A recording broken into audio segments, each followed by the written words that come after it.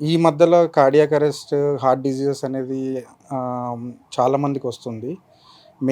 There are many reasons. ఇదివరకైతే మనకి BP, sugar, high cholesterols ఈ reasons ఉండేటియి.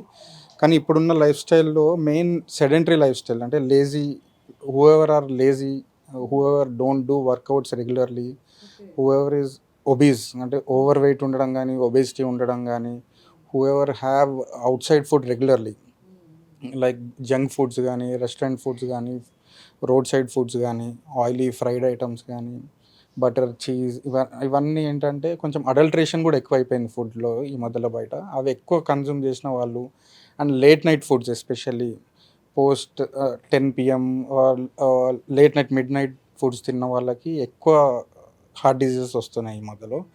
Apart from this routine causes like hypertension, diabetes, high cholesterols, family history కూడా very important. ఫ్యామిలీలో ఎవరికైనా sudden cardiac deaths అనేది recorded or హిస్టరీలో ఉంది అని అంటే మాత్రం they have to get their checkups done annually. అంటే ఎవ్రీ ఇయర్ కంపల్సరీ అన్ని కార్డియాక్ చెకప్స్ అనేది చేసుకోవాలి.